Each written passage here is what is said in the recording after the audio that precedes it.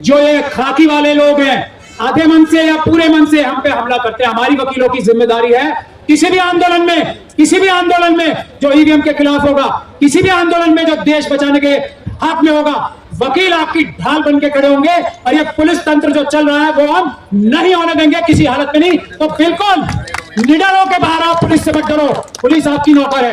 एक ही बार पुलिस वाले सुन ले, कल जो हमारा अपहरण किया था ना, एफआईआर में दर्ज करा था मैंने, जमा मस्जिद वाली एफआईआर करानी है जैसे मुझे अब तक किया था ना, तो ध्यान से सुन ले। नौकरों का काम है संविधान के हिसाब से काम करना। ये जो आपने बैरियर लगा रखे हैं ना, भानु जी ने जब ये गारंटी दे दी, ये किसने बैरियर लगाए यहाँ पे, अगली बार से बैरियर ना मिले हमें। ध्यान से सुन ले ये बात, ये है संवैधानिक गैर कानूनी काम है जो ये बैरियर लगा रखे हैं। हम इन बैरियरों से नहीं डरते हैं कि अभी तो भानु जी ने और हम सब ने ये अनाउंस किया था कि ईवीएम द्वारा इलेक्शन नहीं होगा, पेपर बैलेट द्वारा होगा। तो फिर हम ये काला शीशा सफेद शीशा आपको क्यों दिखा रहे हैं? ये तो हमारे साथ बड़ा फ्रॉड हो सकता है। इलेक्शन कमीशन या प्रधानमंत्री नरेंद्र मोदी जी ये बोल सकते हैं कि चलिए हम काला शीशा लगा के हटा देते हैं, सफेद शीशा लगा देते हैं।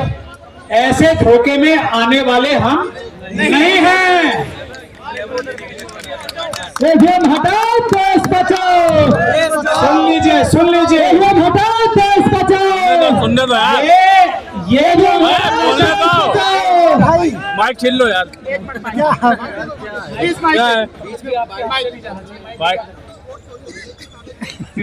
ये हमने डिमॉन्स्ट्रेशन यहाँ पे इसलिए कराई थी क्योंकि एक फिल्म आई थी, एक था नटवर लाल। देखिए कितनी महत्वपूर्ण बात मैं आपको बता रहा हूं। सुप्रीम कोर्ट ने यह ऐलान किया था 2013 में सुब्रमण्यम स्वामी साहब की पिटीशन में कि ये जो ईवीएम में मशीन होती है, ईवीएम में क्या जो वोट होता है वो वोट नहीं होता है, वोट सिर्फ वीवीपैट का होता है। वीवीपैट से ही वोट गिना जाता है। जब सुप्रीम कोर्ट ने यह डिक्लेयर कर दिया कि वोट सिर्फ वीवीपैट का वोट होता है और कोई वोट ही नहीं होता, ये भारत देश का कानून है, तो किसी नटवर लाल ने 2014 के बाद, आप सब लोग अंदाजा लगा ले कौन नटवर लाल था वो, ये 2014 और 15 के बाद से स्कीम हुई है काले शीशे की। ये नटवर लाल वाला काम, ये अपराध 2014 और 15 के बाद जो लोग शुरू कर सकते हैं, ईवीएम द्वारा वोट करने से, वीवीपैट द्वारा वोट करने से, ये एक तरीका हमने आपको दिखाया कैसी प्लानिंग करके चोरी की। ऐसे हजारों तरीके और हैं। इसीलिए किसी भी हालत में, किसी भी कीमत पे इलेक्शन होगा तो सिर्फ पेपर बैलेट से होगा। ये फ्रॉड हम नहीं होने देंगे। ये इलेक्शन कमीशन है जिसने काला शीशा लगाने की साजिश की। कौन सा इलेक्शन कमीशन था वो अपराधी है, और उसकी अपराधी जो प्रोटेक्शन है ना, धारा 324 में, आर्टिकल 324 में, वो अब खत्म हो चुकी है। तैयार हो जाए वो इलेक्शन कमिश्नर जिन्होंने ये काला शीशा लगाया था फ्रॉड करने के लिए, वो तैयार हो जाए, उनके खिलाफ मुकदमा दर्ज कराया जाएगा। पहले अभी आप देख लीजिए, ऐसे हम बेवकूफ नहीं है। एक हम बचपन से नारा लगाते आए हर इलेक्शन में, मोहर लगेगी किसी भी जगह, वो नाम नहीं लेना है, मोहर लगेगी की जगह बटन दबाओ। बेवकूफ है जो बटन दबाना चाहते हैं। हम तो मोहर ही लगाएंगे, मोहर लगाएंगे और पेपर बैलेट पे मोहर लगाएंगे। जो आदमी मना करता है हमारी पुराने नारे को, वो देशद्रोही है, वो आतंकवादी है, वो भारत का संविधान खत्म करके पार्लियामेंट खत्म करना चाहता। यहां मोहर लगेगी, बटन नहीं दबेगा। ध्यान से सुन ले। अब मैं प्रैक्टिकल बातों पे आता हूं। ये कोऑर्डिनेशन कमेटी के एक छोटे से मेंबर की हैसियत से, भानु जी, हम सब जितने भी लॉयर्स हैं, सबसे पहले मैं उनसे आह्वान कर रहा हूं, ये जिम्मेदारी इस आंदोलन की ढाल बनने की हम लोगों की है।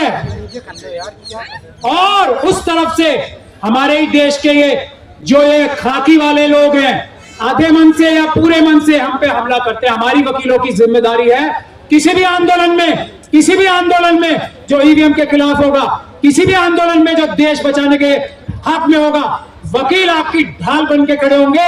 और ये पुलिस तंत्र जो चल रहा है वो हम नहीं होने देंगे किसी हालत में। नहीं तो बिल्कुल निडर हो के बाहर आओ, पुलिस से मत डरो, पुलिस आपकी नौकर है।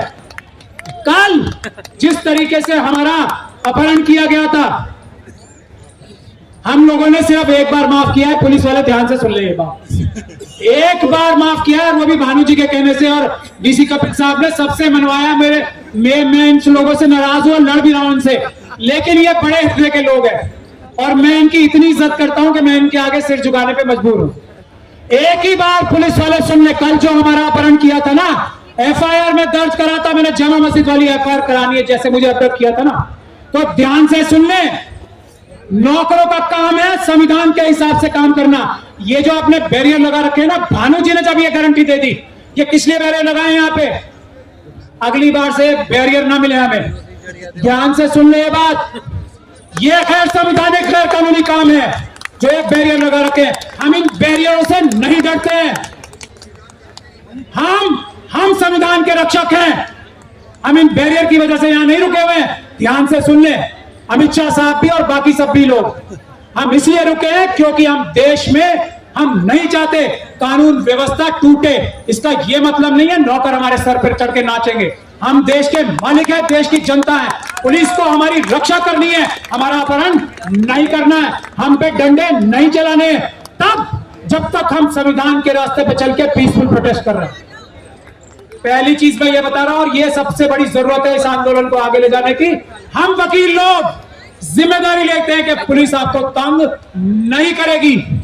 पूरे देश में आंदोलन करने के लिए हम जिम्मेदारी लेते हैं। दूसरी बात, जो भी आंदोलन हो रहे हैं, ट्रांसपोर्टर्स का आंदोलन, और डीसी कपिल साहब ने अभी, अच्छा 8 मिनट बाकी है आज के लिए। ये कानूनी व्यवस्था गलत है, सिर्फ आज के लिए, वरना हम आपसे बैठ के डिबेट कर सकते हैं। डीपी साहब, डीसीपी साहब, आप हमें कानून में व्यवस्था भी दिखा सकते हैं 5 बजे खत्म करने की, लेकिन हम इज्जत करते हैं भानु जी की, हम इज्जत करते हैं देश के संविधान की। आज हमने अपना जबान दे रखा, मैं 1 मिनट में अपनी बात खत्म करूंगा। यह आंदोलन चलेगा, पेपर बैलेट के लिए चलेगा। दूसरी बात, एक 22 जनवरी की बात में कह के अपनी बात खत्म कर रहा हूं आधे मिनट में। 22 जनवरी को बहुत बड़ा आह्वान हुआ है, सभी लोग अपने धार्मिक स्थलों पे जाएंगे। इस धार्मिक स्थलों पे जाने के वक्त हम लोग सब ऊपर वाले से यह प्रार्थना करें, जिसको जो भी मानता है, कि हम लोग ईवीएम हटा के पेपर बैलेट से ये बैलेट से हम इलेक्शन कराएं।